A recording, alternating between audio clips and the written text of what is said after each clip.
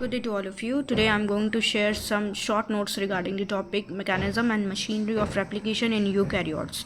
So, proteins and enzyme involved in these are as DNA polymerase, helicase. तो हम लोग यहाँ पे देखते हैं कि ये सब रेगुलेट और सिंथेसाइज कैसे करता है।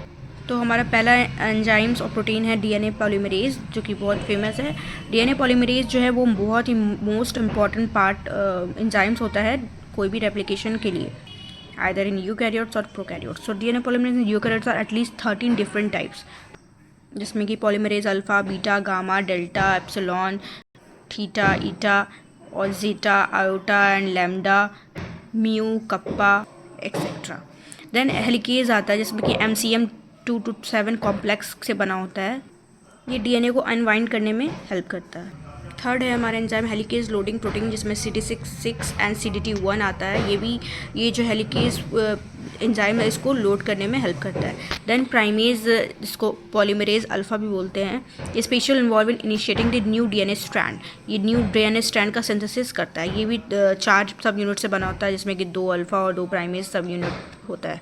देन फिफ्थ हमारा है SSB, that means single standard binding protein, जिसको RPA भी बोलते हैं, रेप्लिकेशन प्रोटीन A, जिसमें RPA1, RPA2, RPA3 होता है। देन हमारा स्लाइडिंग क्लैम्प आता है, जिसमें कि पॉलीफेरेटिंग सेल न्यूक्लियर एंटीजन जिसको बोलते हैं, ये स्लाइड कर डीएनए पॉलीमरेज को। तो अगर ये डीएनए पॉलीमरेज को स्लाइड नहीं करेगा तो डीएनए पॉलीमरेज स्ट्रैंड से अलग हो जाएगा।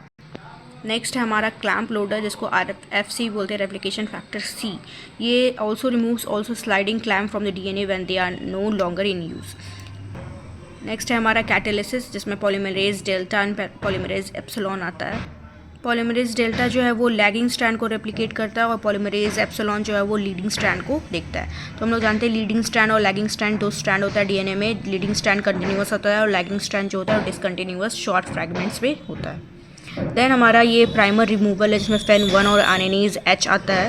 जब डीएनए सिंथेसाइज हो जाता है तो ये प्राइमर को रिमूव करने में हेल्प करता है। देन लाइगेज जो न्यू डीएनए को लाइगेट करता है, जो न्यू स्ट्रैंड जो बनता है नेसेंट डीएनए, तो इसको डबल स्ट्रैंड में कन्वर्ट करता है। तो इस फिगर में हम देख रहे हैं कि ये हमारा 3' जो 5' है ये हमारा लीडिंग स्ट्रैंड है, और ये 5' जो 3' ये हमारा लैगिंग स्ट्रैंड है। मतलब शॉर्ट में ये बनता है, ये हमारा ब्लू कलर का प्राइमर है और ये लैगिंग स्ट्रैंड का।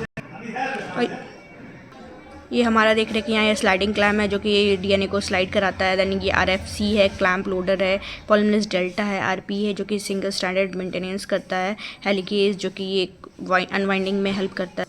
तो ये सारे प्रोटीन्स एंजाइम इन्वॉल्व होते हैं रेप्लिकेशन के लिए।